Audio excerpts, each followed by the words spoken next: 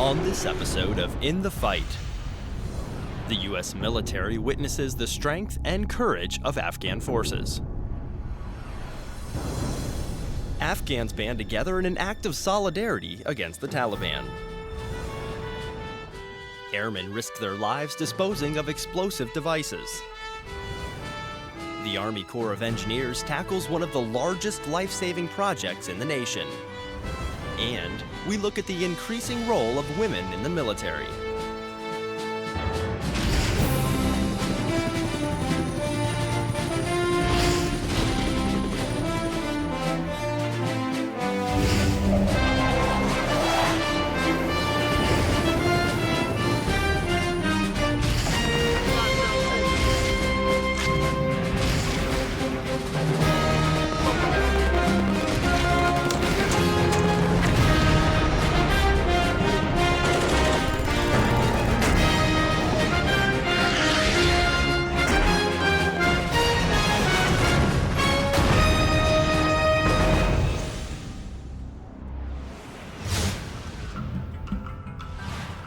The strength and courage of the Afghan National Security Forces is witnessed every day by the U.S. military. Army Staff Sergeant Jose Ibarra tells us about some soldiers who are providing assistance to Afghan forces on the front lines. These soldiers take each step carefully as they walk through an area in southern Afghanistan known for its high number of IEDs, improvised explosive devices. The Afghan Explosive Ordnance Disposal Team is doing their part in finding and clearing IEDs during Operation Sham-22. U.S. soldiers from Combined Task Force Dragoon are ready to assist as the ANSF, Afghan National Security Forces, take the lead during this operation. What we got here is Fox Troop from Task Force Cougar supporting Operation Sham-22, and their purpose is to help the ANA and AUP establish security and really take away a key facilitation route from the enemy. Right behind me, you've got what I would call the Siasang Gap, which is a break in the ridge lines that allows facilitation into the center Shawali Kot. And by establishing an ANSF presence here, we will deny the enemy the ability to move lethal aid through that gap and either down south into the jungle or north up into the Shinartu area. So right now, we've got a checkpoint being constructed right across the ridge line, and we've got some OPs being set up on the ridge lines right over here. And if that goes, that'll not only stabilize the area for the elections, but will also provide some lasting security in the Shawali Kot and Arghandab district. As eyes watch from above, soldiers on the ground set up the necessary obstacles to secure the area. We're going to set up a little hasty blocking position with C-wire and pickets, deny the enemy possible routes. We don't want any vehicle to come up and be able to quickly place in an IED that we end up traveling on this road. First Lieutenant Krekel and his soldiers go out towards the main checkpoint being built to see how the ANA, Afghan National Army, is doing. We just took a patrol out to the future ANA checkpoint that they're building. This is all on their own. They've provided all the assets, all the building materials, all the engineers. This is a 100% ANA construction of the checkpoint. And it's a really good step forward to them taking control of their country, and this gives confidence to all the locals, and it's going to be pretty good. Throughout southern Afghanistan, brave men like these stand in the face of the enemy and take the lead for the future of their country. I'm Army Staff Sergeant Jose Ibarra, Kandahar Province, Afghanistan. The First Amendment to the United States Constitution allows citizens to peacefully assemble and express themselves. Recently, hundreds of people in Afghanistan banded together in an act of solidarity against the Taliban. NATO Channel correspondent Mel Preen brings us this story. It was a wet morning, but still hundreds turned up to this park in Kabul to protest. They shout, "The police and the army belong to our country." In the past, Afghan President Hamid Karzai has referred to the Taliban as brothers. It's a concept that many in this crowd just can't accept. Taliban are not our brothers, they are our enemies. Whoever killed the army, whoever killed the police, they are our enemies. They are not our brothers and they are not our friends. What we want today is from Karzai that not behave like brothers with them. They are not our brothers. They are our enemies, and the one who is killing our national army, police or ANS, they are all our enemies, not brothers. Afghans were calling for President Karzai to sign an agreement to allow US troops to stay in country post-2014. I think except President Karzai, everybody supports the signing of the BSA with US because this is one of the guarantee for future of Afghanistan, future generation. We need this to be signed by Karzai. The BSA is very important for Afghanistan, for future of Afghanistan. We asking again from Hamid Karzai, please sign as soon as possible. Despite the wet weather, the protesters managed to get their point across. I want to translate this for you, that death to terrorists and their supporters. Mel Preen in Kabul, Afghanistan for the NATO channel. NATO Training Mission Afghanistan and Combined Security Transition Command are focused on putting permanent systems in place that will strengthen Afghan security forces. Army Broadcasting correspondent Gail McCabe explains in this story. The Afghan Ministry of Interior has some 160,000 national police, ANP, working in 380 districts in 34 provinces. In terms of personnel management, the size and scope is daunting. Enter ARIMS, Afghan Human Resource Information Management System, a multi-phase program designed to bring structure and accountability. We will avoid the corruptions. We will bring accountability, prosperity, and also we will have a good numbers of the policing. Currently, MOI Human Resources is paper-intensive. This room is just one of several with reams of documents and assorted records that date back to the time of Soviet occupation.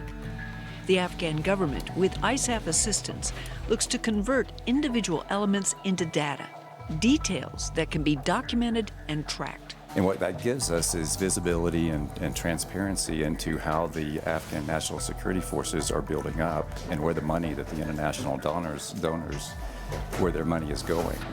What ARIMS also brings to the table is gender equality. A notable percentage of the workers implementing the system are women. And this is very high for us that we all girls collecting here and job together. And this is good for all of us.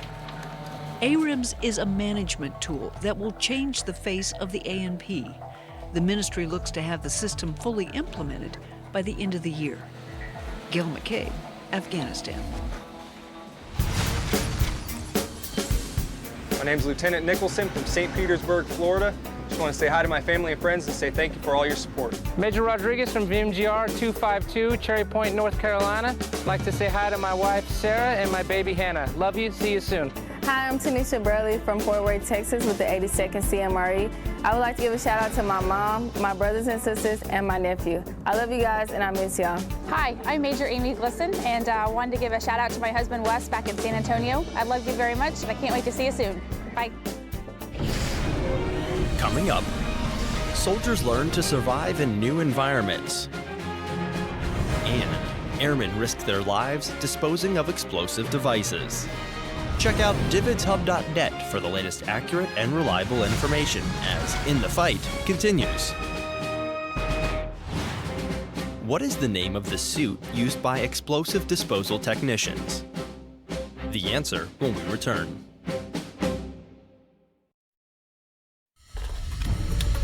Falcon 10, meaning shoulder to shoulder. We're out here with our counterparts, our allies. We're getting to train, shoulder to shoulder with them. It was one of the time that we band together as one. We all have a passion to serve this community together in unison. It opens everything. It breaks the barrier.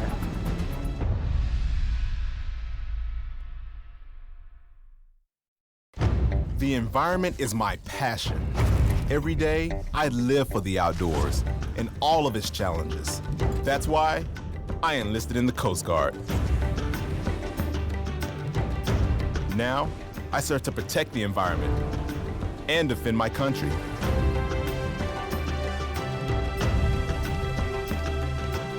It's like I was born for this.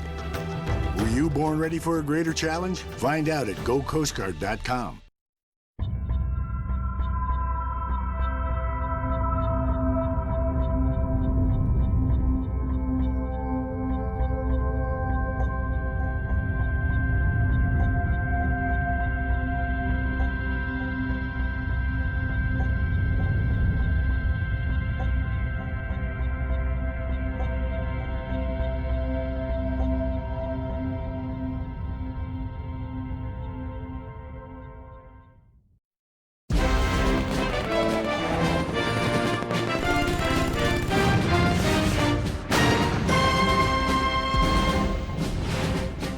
What is the name of the suit used by explosive disposal technicians? The answer is A, blast suit. With U.S. forces transitioning out of the Middle East, service members must be ready to survive and live in any environment that they may be deployed to. Army Sergeant Vanessa Ashley files this report. The 25th Infantry Division has taken training to a whole new perspective. Jungle operations training has been introduced to soldiers on Schofield Barracks. The 3rd Brigade Combat Team is the first unit to conduct the training.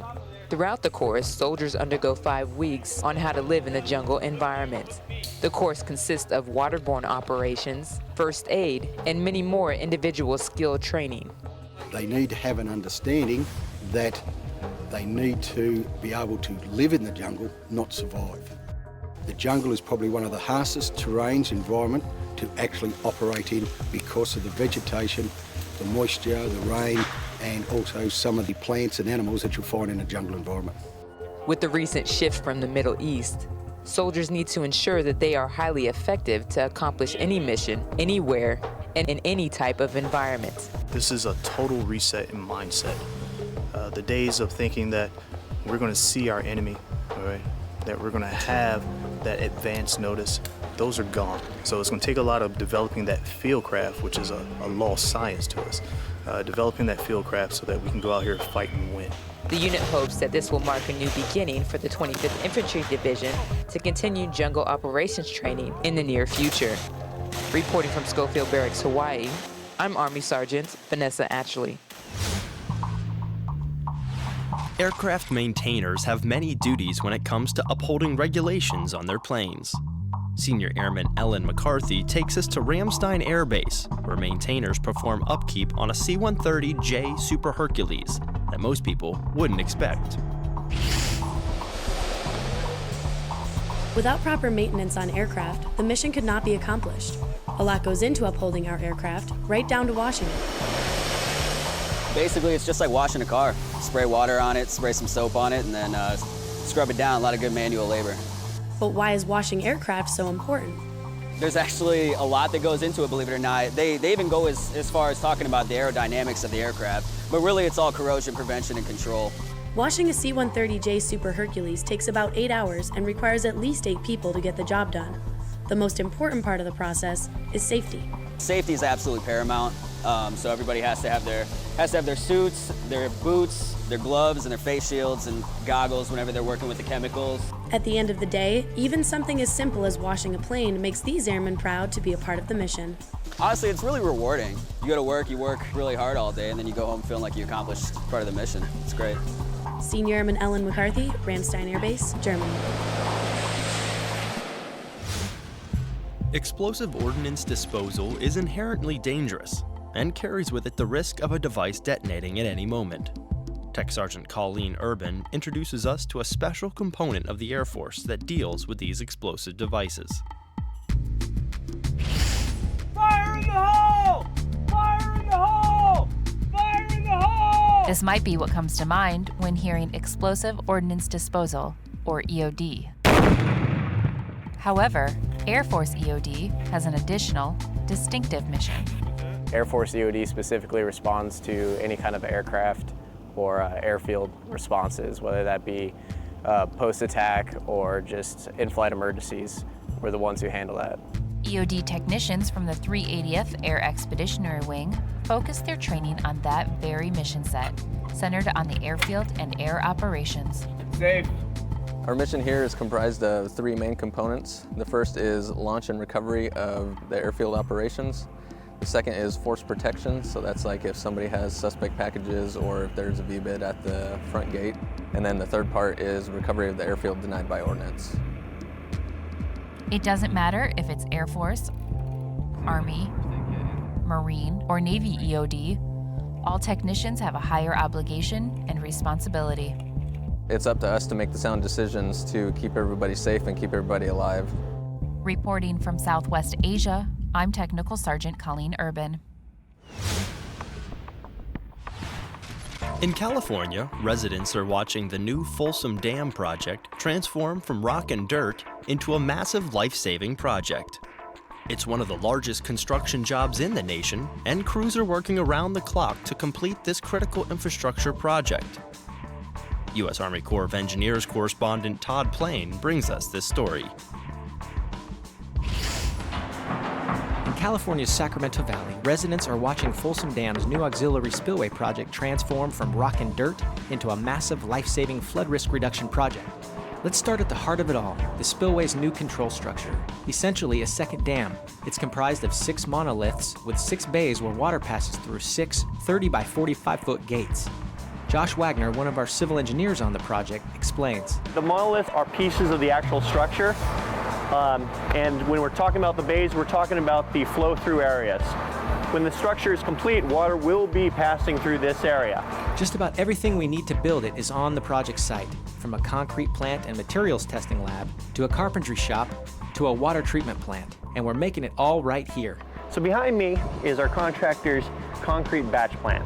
This is where it all gets put together. Aggregates brought in onto site, it's processed and moved into the plant. All of the materials get mixed together. We produce it and put it into the structure. But before we place the concrete, we've got to build a support system. In the carpentry shop, workers build forms to help concrete keep its shape.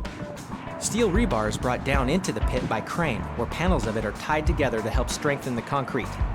So they get those in place, they'll put the containment or the forms in place around it, and then they'll place the concrete into that.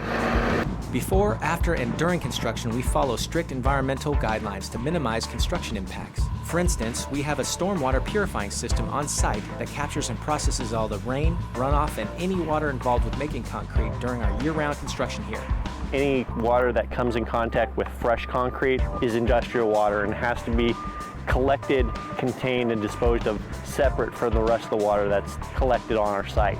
Together, with ongoing levee improvements downstream of here, this project is a key part to modernizing Sacramento's flood control system and reduce Sacramento's flood risk for decades to come.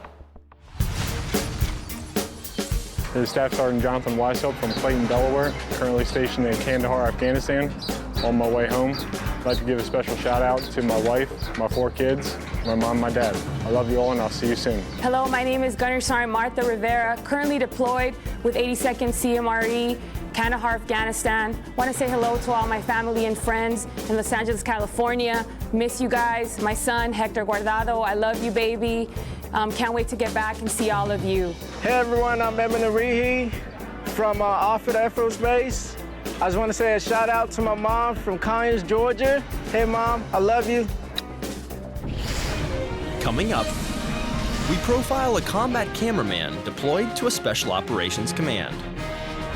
And we'll showcase some of the best photos from our service members as In the Fight, presented by Divots, continues.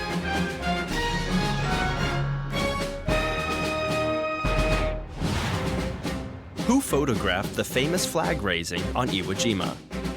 The answer when we return.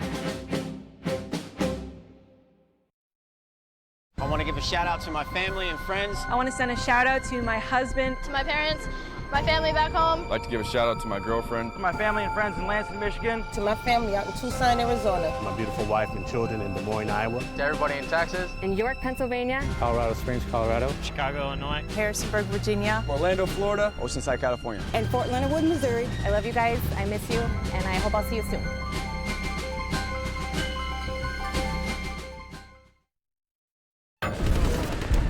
From combat-related stress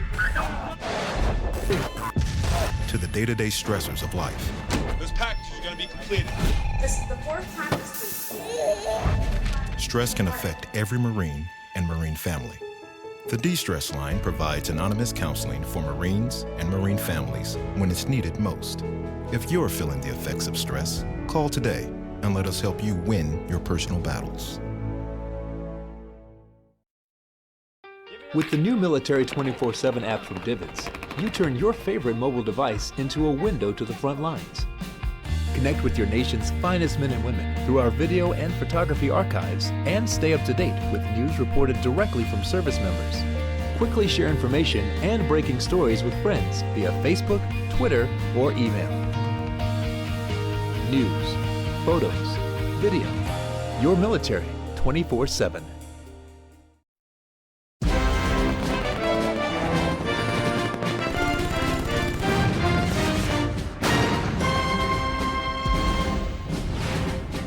Who photographed the famous flag raising on Iwo Jima?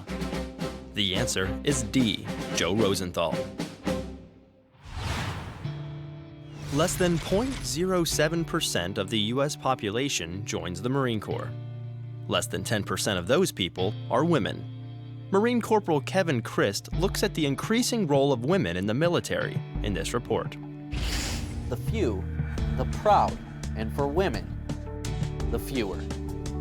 Most Marines are familiar with Opha May Johnson, the first woman to enlist in the Marine Corps Reserves nearly a century ago. Women had limited roles during that time. The motto was free a man to fight.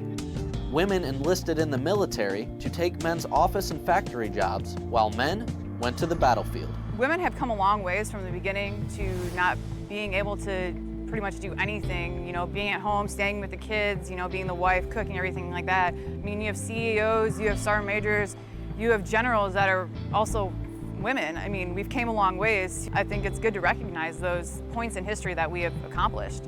Most Marine jobs, like the Marine Corps Embassy Security Group, were male dominant. Well, at first, these female Marines, they only served in certain countries. Now today, female Marines serve in every one of those posts. And every single post, as we've seen with the bombings in Dar es Salaam and Kenya, all posts are they're fair game to terrorists. And it's not going to matter if we have a female Marine there or not.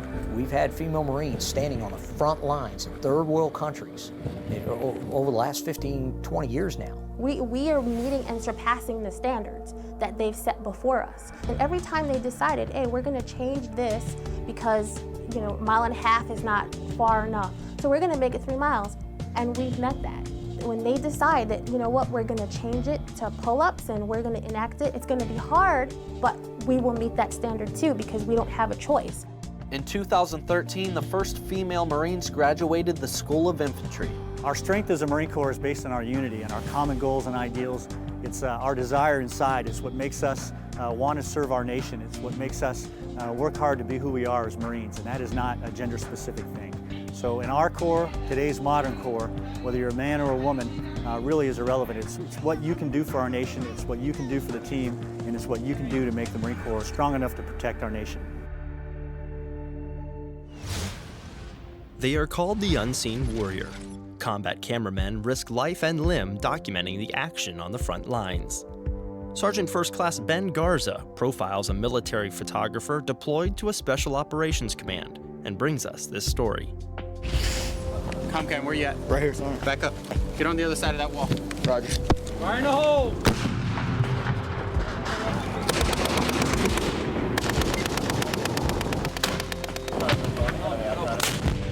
I am U.S. Army Specialist Connor Mendez, 55th Combat Camera, and I am a combat photographer for Combined Joint Special Operations Task Force. Once I realized what Special Missions Platoon did at 55th Combat Camera, that's what I wanted to be, and I strived to do that, and I worked with various components in the Special Operations world, and now I'm deployed under a Special Operations Command, and I'm enjoying it. I think it's one of the best things about this job is being able to work under these guys and document what they do, and document not just our nation's history, but the making of another nation's special operations. And my job is I'll go out there and keep up with the team and document the progress that the Afghan counterparts have done on their own. I feel my job is important because it reports what's happening on the front lines here. And for everybody else back home, they get to see the end result. You know, we take pictures here and we send it through a portal, and people back home get to see what's really going on over here and what the progress of this war is going to, and the progress that the Afghan commandos and their army, the progress that they're making on their own. This here is, for me, the real thing. This is what being a combat photographer is all about. Being able to, you know, get your hands dirty and be on the front lines with the people that are making a difference. DVIDS is a 24/7 operation that provides a timely, accurate, and reliable connection between the media and the military serving worldwide. Through a network of over 200 portable satellite transmitters around the globe and a distribution hub in Atlanta, Georgia, DVIDS gives you access to the front lines with live and archived broadcast video, still imagery, and print products. Visit our website at dividshub.net and search through our enormous video and photo library. Register on our website to gain complete access to high-definition content, along with breaking news alerts and webcasts from top military officials. For questions or comments about In the Fight or DVIDS, you can email us at ondemand@dividshub.net or follow us on Twitter and Facebook. As we close, we feature some of the best photos that DVIDS has to offer, as we listen to Eddie Horst's composition, Pangea. See you next time, In the Fight.